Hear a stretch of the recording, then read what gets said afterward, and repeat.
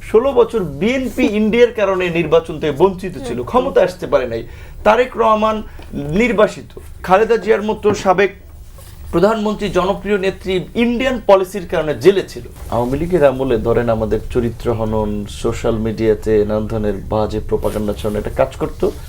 CRI Awami লীগের একটা team ছিল, এরা ফান্ড করতো। বিপু সাহেব যারা আছে ওই আপনার ট্রাস্টি মাস্টার আওয়ামী লীগের গবেষণা সেল হিসেবে তারা বলতো আরে প্রোপাগান্ডা ছিল এবং গভর্নমেন্টের পক্ষে ন্যারেটিভ দেওয়ার কোনো।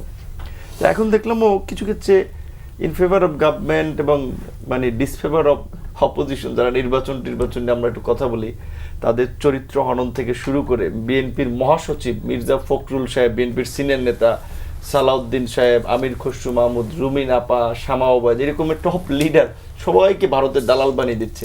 বাইরে যারা আমরাও যারা নির্বাচন নিয়ে কথা আমাদেরকে রয়্যাল এজেন্ট বানিয়ে দিচ্ছে। ইন্টারেস্টিং বিষয় হচ্ছে দেখেন, 16 বছর বিএনপি ইন্ডিয়ার কারণে নির্বাচন থেকে বঞ্চিত ছিল, ক্ষমতা আসতে পারে নাই। তারেক রহমান নির্বাসিত, খালেদা জিয়ার মতো সাবেক প্রধানমন্ত্রী জনপ্রিয় নেত্রী ইন্ডিয়ান পলিসির কারণে জেলে ছিল। সেই দল ভারতের কাছে বিক্রি হবে, ভারতের গোলামি করবে। এই প্রোপাগান্ডাগুলো কেন ছড়ানো হচ্ছে? সহজ সরল গ্রাম্য অল্প শিক্ষিত মানুষকে বিভ্রান্ত করার জন্য।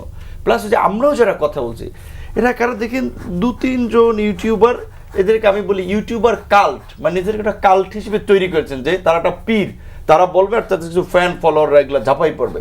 যেমন প্রথম আলোর সামনে গরু জবাই প্রথম গ্রাহ কর্মসূচি দিয়েছিল, ফলোয়ার মিলিয়ন মিলিয়ন, কিন্তু ওইখানে হাজার খানেক লোকও যায় নাই, 50-60 জন 150 ছেলেপেলে গিয়েছিল।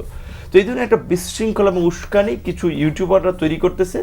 এমনকি তারা উপদেষ্টা হিসেবে এই গভর্নমেন্টের মধ্যে উপদেষ্টা হিসেবে লোক ঢুকায় যে গভর্নমেন্টকে তাহলে জয় বাংলা করে দেবে, এই সমস্ত হুমকি দিয়ে উপদেষ্টাদেরকে দিয়ে।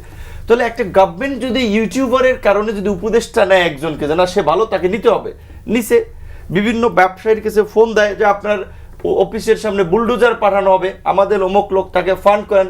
মিডিয়া হাউসে ফোন দেয় যে আমাদের এই নিউজ প্রচার করবেন, অমুককে টকশোতে ডাকবেন না।